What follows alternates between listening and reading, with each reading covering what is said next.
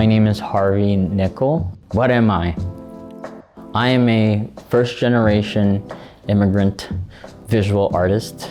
I grew up in Manila, in Metro Manila. I grew up specifically in Tondo, which is a district inside Manila, and it's essentially the most populated place in Manila per square meters, because it's the slum. In Tondo, all your neighbors essentially cared for you, and so that was something that was a bit of a culture shock for me when I moved here, is because in Canada, you can die and your right next door neighbor could care less, you know? And that was something that was really different. For a while, I didn't really have a lot, maybe the youth shelter. I started going to this after-school program called Refreshed, where it kind of changed my life entirely, where I met a lot of people that I can look up to, other artists. I feel like if it wasn't for that community, I would probably still be homeless, still doing reckless stuff. I think all of the things that I do has a bit of my culture in it, and I'm very proud of that. And I started to gain a sense of pride to see that, like, people have been trying to suppress our culture for hundreds of years. And, you know, some people get out of it unscraped, while some literally deny their existence and their identity. My advice would be learn who you are and where you're from, and things will follow.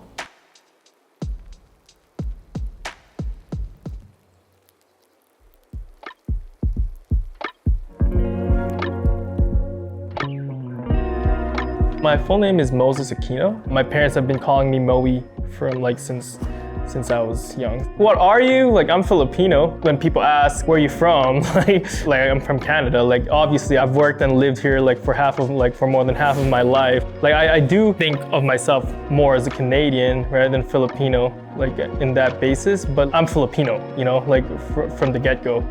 I would say that we're very easygoing people, you know. You can throw a lot of stuff at us, and we'd still find a way to laugh about it. I think it the fact that I grew up there is what powered up my imagination to become an artist now. And I take a lot from that.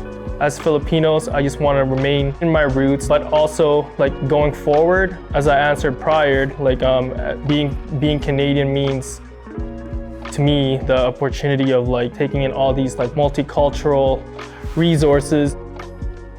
Don't bury the things that makes you who you are to fit in. Know that those things that makes you different is what you're bringing to the table.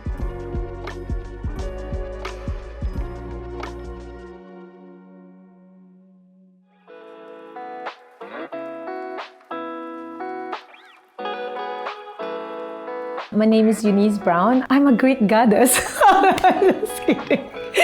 If I'm gonna introduce myself, I'm gonna say I'm Euniz, I'm a Canadian. Hey, I'm proud Canadian, come on. And Filipino as well. I came from a poor family.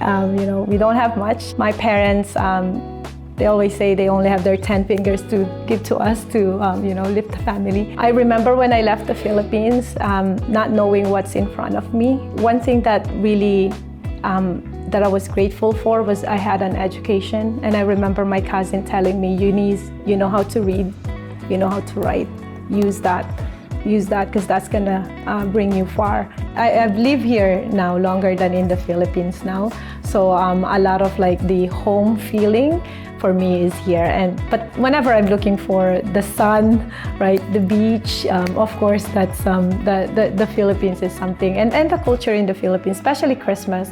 Christmas is very different in the Philippines than here. It's so dead in here, but back in the Philippines, you'll really feel the sense of family, the whole family. And not just when I say family, it's not just your family unit, but also the relatives and all the other kids and then the friends of the friends. It's just you'll feel happy having that whole community around you, the whole household and relatives around you. We gotta start somewhere, and it's tough, but it's all worth it. It's way better. Like lots of opportunity, better life for the kids as well. Like education, healthcare. And even like the life itself, like the comfort of life is not something that you could get anywhere else. I really love it here.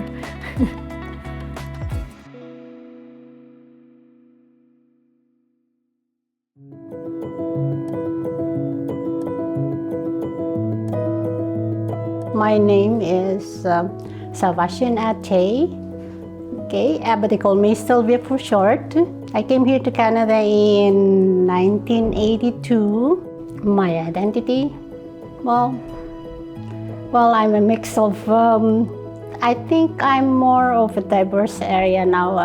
I'm born in the Philippines, so I'm a Philippines, but then I'm a Canadian citizens now, but then we are all interconnected with each other no matter what culture or country you came from. That's what I think about myself. So learning different cultures is fun. It's kind of nice to me because this is a diverse country, so we have to learn more of different cultures and people at that times. To be a Filipino, we in our culture, we include our families in all gatherings. There's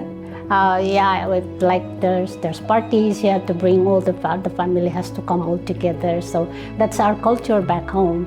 It's every journey to Canada is individual differences. Some people come here for work, not an adventure. Both, just like me, it's an adventure, and for work, it's a better future here in Canada. Actually, for me, and probably to some people. I don't have no regrets. Going back to the Philippines is just for holidays and vacation. That's it. And I like to travel around the world. That's my main bucket list, actually. So, but I love Canada right now. Yeah. No regrets. Ever.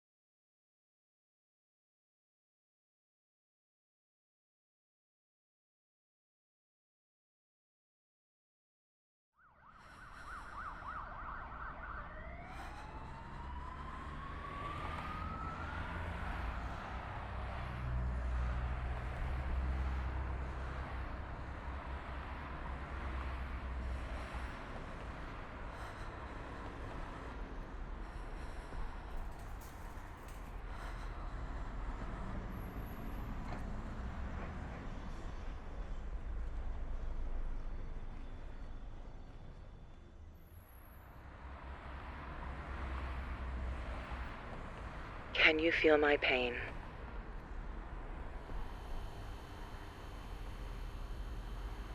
Can you feel my love? Come into my embrace.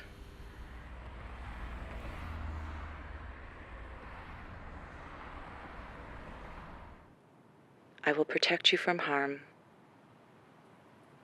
but I cannot protect you from yourself.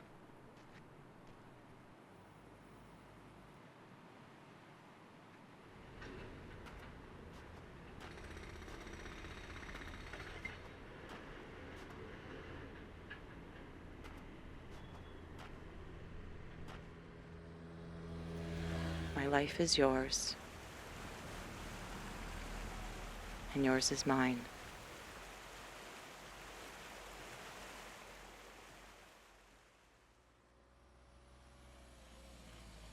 But you have forgotten about me. Your mother is in need of your love also.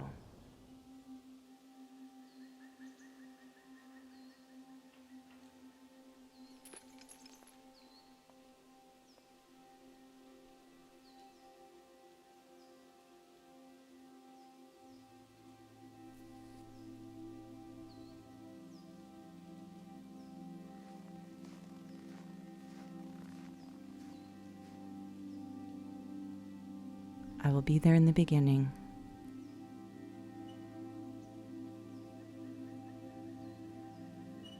And I will be there in the end.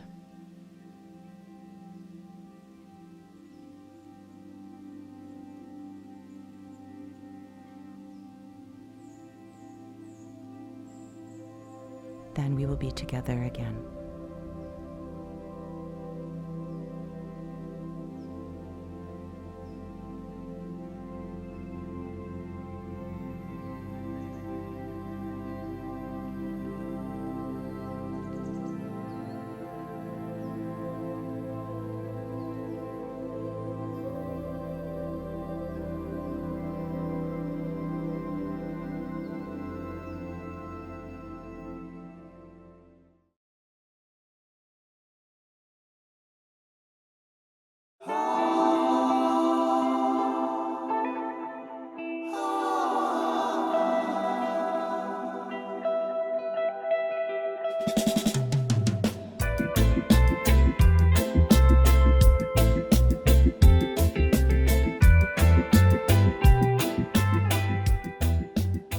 In 2004, I was 6 years old.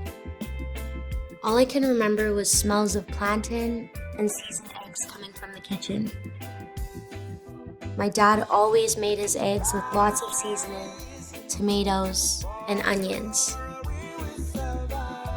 This road is known as International Ave or 17th Avenue, and it is the landmark to the northeast of Calgary. Mostly because it has all the shops that sold the food, beverages, clothing, and consumer culture that immigrants coming to Calgary were looking for. I visited many Caribbean shops with my dad on 17th Ave, before work or on his lunch break. He would find me a patty and a sublucin, and those two things could make my whole day back then, and still to this day now. And I vividly remember being in the back of our 1998 Nissan Pathfinder, sifting through a CD book filled with artists like Sanchez, Buju Banton, Bounty Killer, and Vibes Cartel. My mom was always working really long hours, so I would always come to work with my dad at the barbershop. Ted is the owner of Brothers Cuts, and I looked to him and my dad for protection. Brothers Cuts was and still is a respected barbershop located on 17th Ave. At the time, I had my own room in the back with a couch and my Nintendo 64 to keep me busy. Well, when I first met Calvin, his personality was really outgoing, very confident in himself, dressed well, look well, and for his work ability in terms of cutting hair, he was next to none. He was unbelievable. He was so sharp with the razor, Calvin is a very unique individual. He was liked by many. He was the type of person that always kept to himself. Very smart. His interests were always different from others. So he likes to watch news or documentaries, or he wants to read up on history. He wants to explore the world. He's very spontaneous. I think that's what I liked about him the most, is that we never planned anything. We just went with the wind. So that's one of the greatest qualities that I like about Calvin. His relationship with Kamika was like godlike figure. He loved Kamika so much, to the moon and back.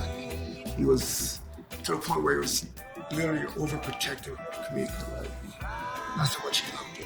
He just didn't want anything to happen to him. And I can respect that from a father's perspective, And I mean, he would not leave you unattended at no time, with nobody. He just cared so much. Calvin and Kamika were inseparable. Their love was a love I could never give Calvin.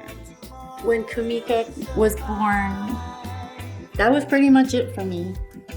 Kamika was his world, his everything, and still is.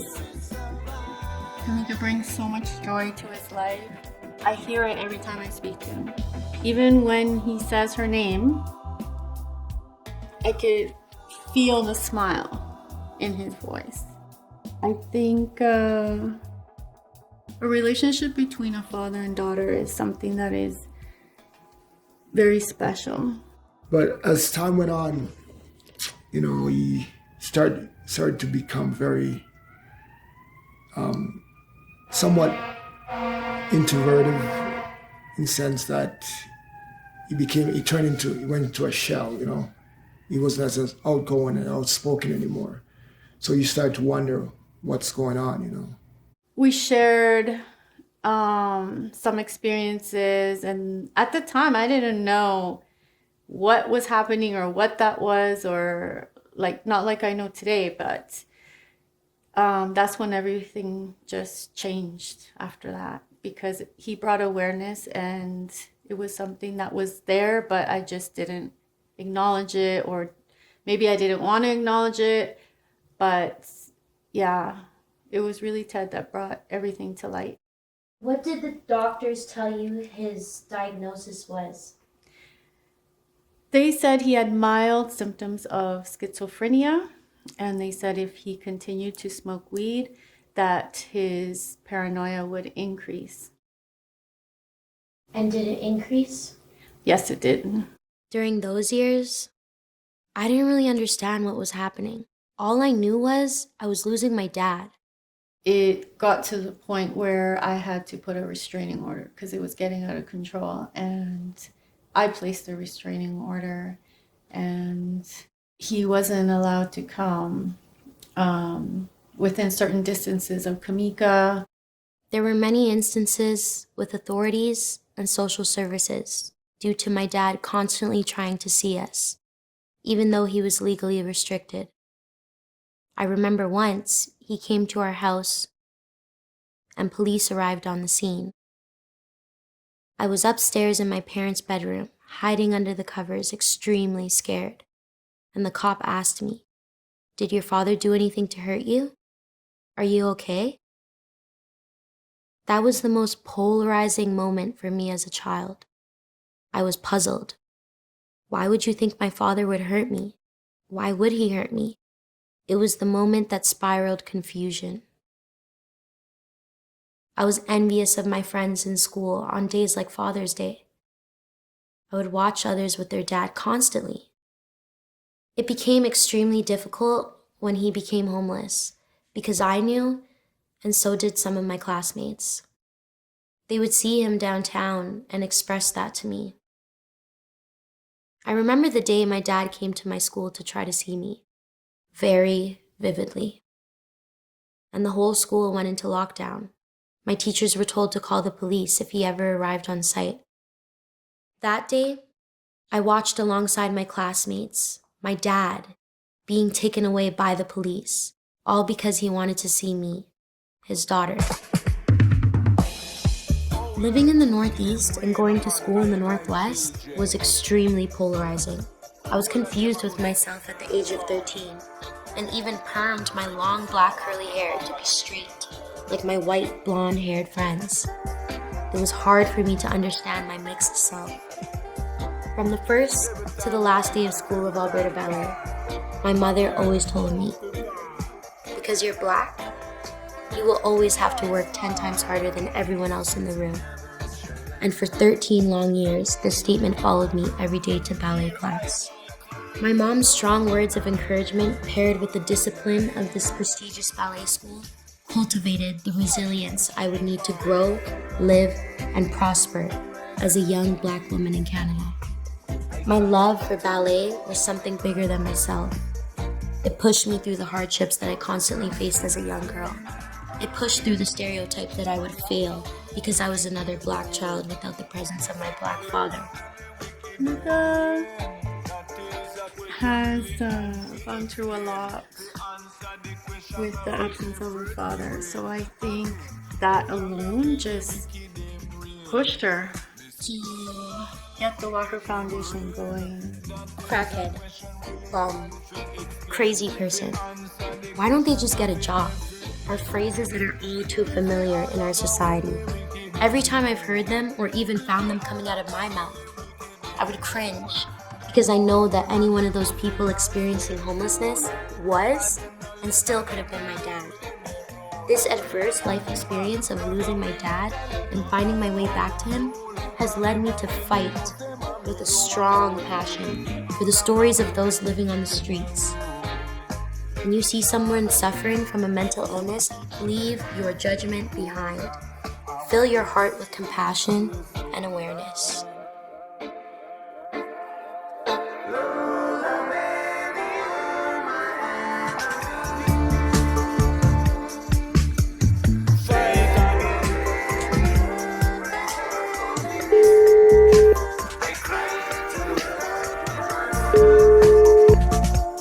Hi, Dad.